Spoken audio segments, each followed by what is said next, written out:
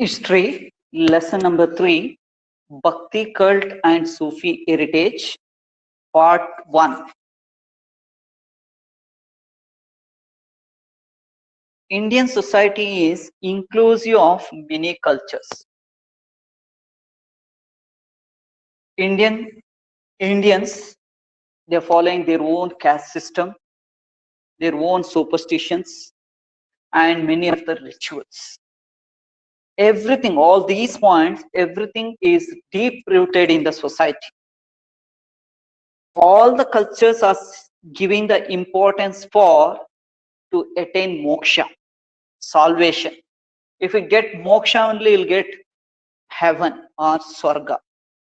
It was very difficult to get like this moksha for common people in olden days.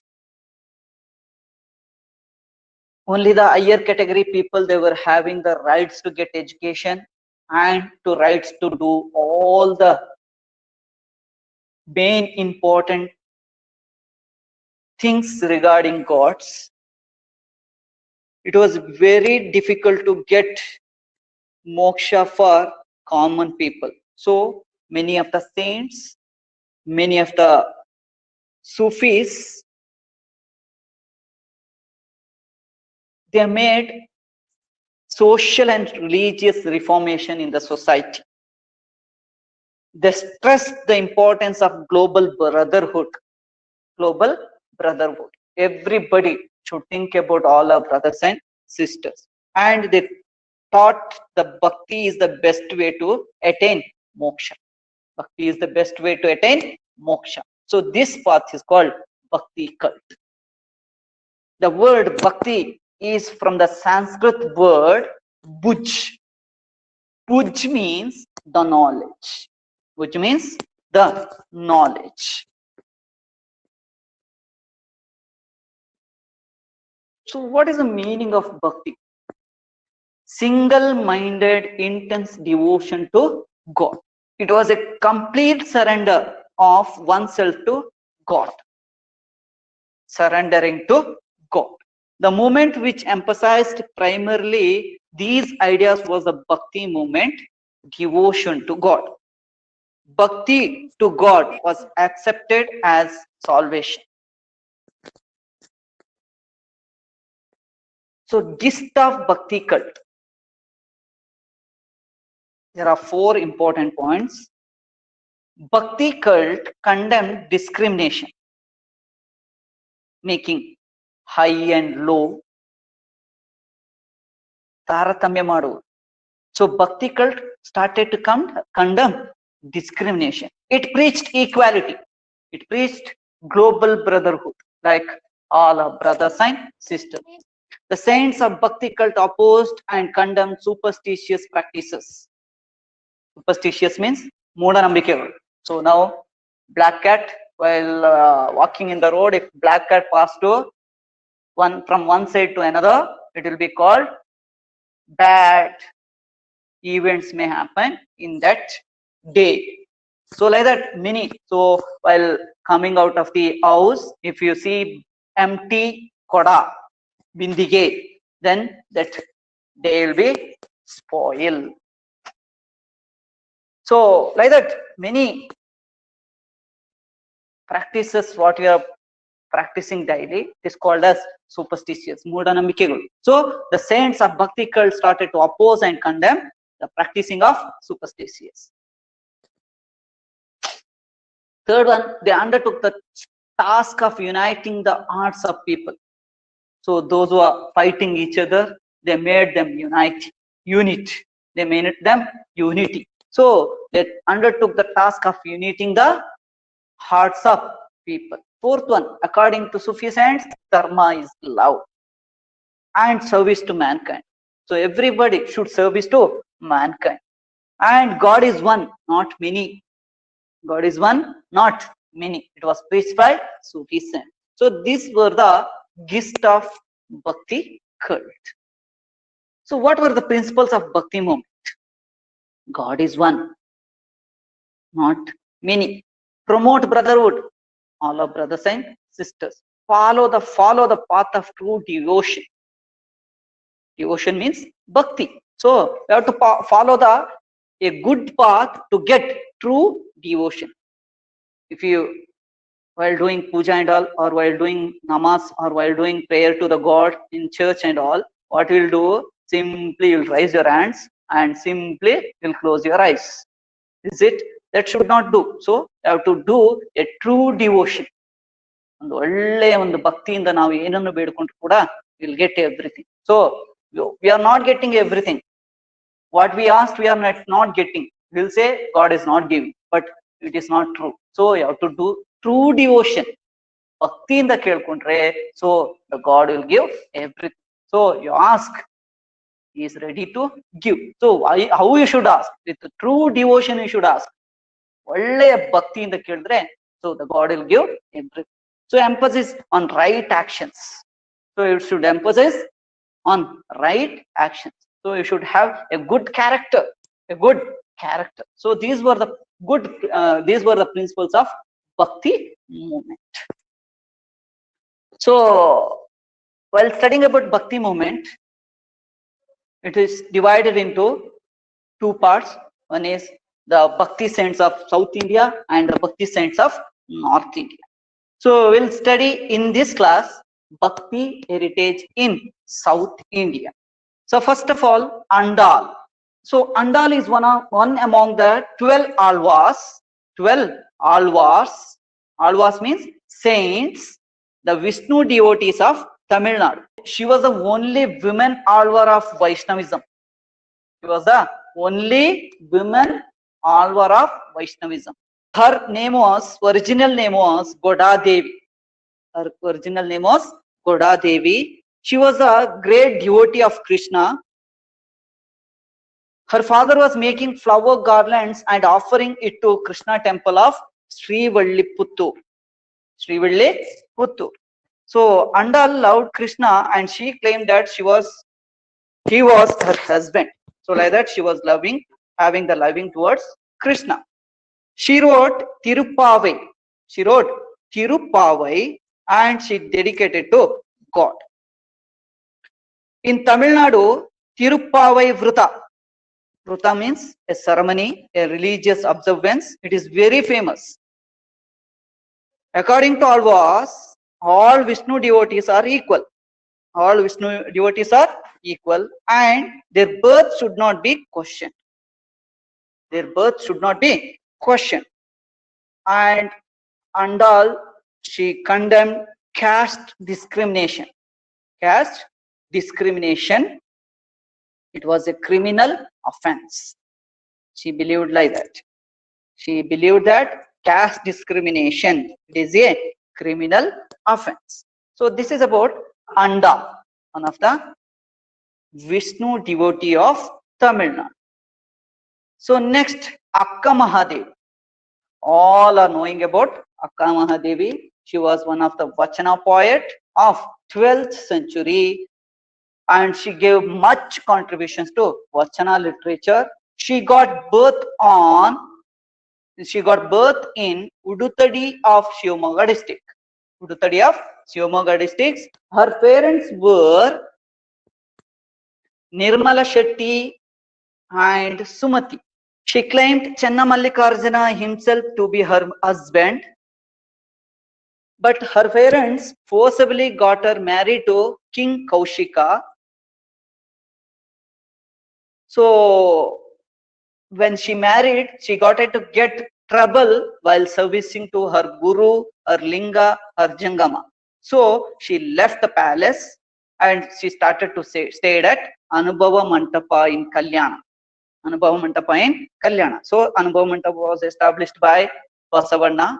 So there she wrote many vachanas under the pen name Channamallikarjuna. Pen name means Ankitanama. So what she has written, the poets or vachanas, in that they will mention their God's name or husband name, spiritual husband name. It's called Channamallikarjuna. In any poem or in any vachanas, if you see any name of Channamallikarjuna, that we can understand that is the vachana belongs to Akka Mahadevi. So she was respected by all Shiva Sharanas. She left Kalyana and went to Sri Shaila towards the end of her life. So she left her mortal body in the Kadali forest of Sri Shaila. She left her life ended at Kadali forest of Sri Shaila. So this is about Akka Mahadevi. So next, Sri Purandaradasa. Sri Purandaradasa. It is known as Karnataka Sangeeta Pitamaha. Karnataka Sangeeta Pitamaha, the grandfather of Carnatic music. Grandfather of Carnatic music. So she had given more contributions to Bhakti Sangeeta, sacred music, and Lakshana Sangeeta, grammatical and arts of music. So Purandaradasa was born in Purandaragada. Born in Purandaragada. His original name was Srinivasa Nayaka. His father was Varadappa Nayaka and mother Leelavati. Varadappa Nayaka and Leelavati. And wife also, one of the religious women, her name was Lakshmi Bai. He traveled many places like singing kirtanas. He reached Krishnadevaraya's court. And his spiritual guru was Vyasaraya. Vyasaraya called him Purandara. So he became Purandaradasa. His original name was Srinivasa Nayaka. So he condemned caste system. So we can see in his songs the combination of philosophy, moral, and musical qualities. So what he was having the musical qualities, in that only he came to be known as the Karnataka Sangeeta Pitamaha, or the father of Carnatic music. He wrote many kirtanas in the pen name of Purandaravitala. Purandaravitala, very important. What is the pen name of Purandaradasa? He asked the question. So the pen name of Purandaradasa is Purandaravitala. And he was praised by his own teacher. Dasarendare Purandaradasaraya. Like that. Purandaradasa is the ultimate as a Dasa. Dasarendare Purandaradasaraya. Like that, he was appreciated by, praised by his own guru called Vyasaraya. So next,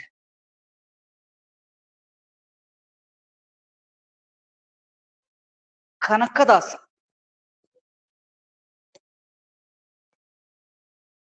He is one of the famous Kirtanakaras of Dasa literature. He was born about 1508 CE at Bada village of Bankapura Taluk in Haveri district. Bada village of Bankapura Taluk in Haveri district. His parents were Birappa and Bachamma. His guru also Vyasaraya. He was a warrior and also a poet. He handled a group of over 78 villages. He was one of the head of 78 villages.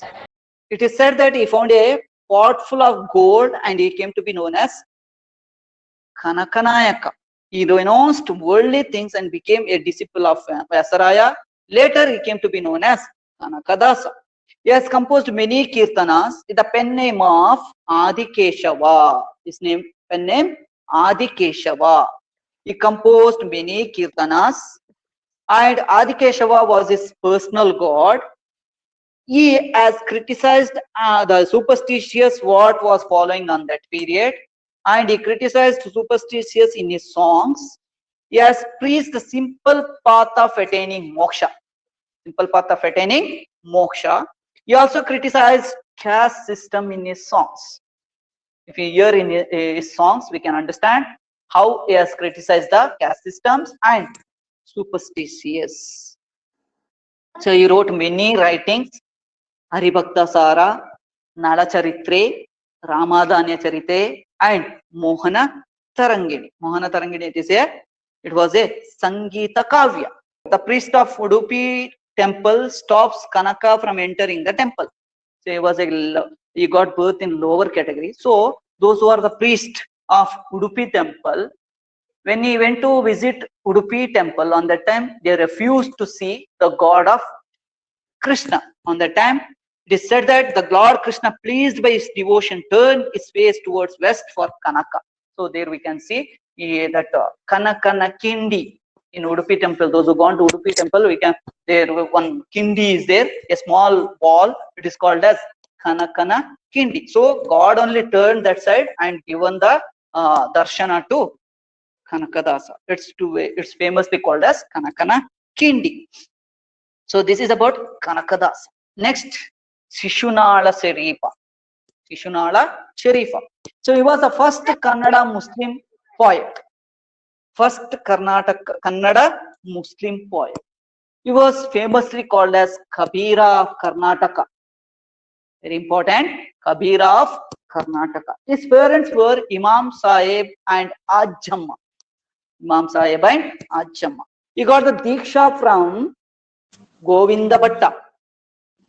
Govinda Bhatta. And he studied both Hindu and Islamic religion in his childhood. Later he passed his Mulki exams and he served as teacher for some time. He wrote many Tattvapadas.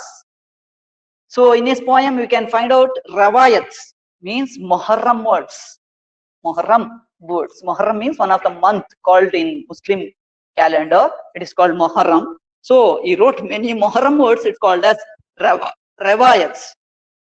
So among those songs, Kalagapada, Dharmika Niti Pada, Alavi Pada, Sawal Jawab Pada are very famous. So we can see his grave in Shishunala. His grave in Shishunala. So he tried spread humanity. So beyond the barriers of caste and religion. So he has not given the importance for the caste. He has not given the importance for religion. So in his word, he spreaded humanity, service to mankind, giving the importance for the human beings. Human beings. So beyond the barriers of caste and religion. So these were the important South Indian Bhakti saints. South Indian Bhakti saints. So in this class, we have learnt the meaning of Bhakti and the importance of Bhakti cult and the important Bhakti saints of South India, Andal, Akka Mahadevi, Purandaravitala, Kanakadasa and Shishunala Sharifa. Thank you.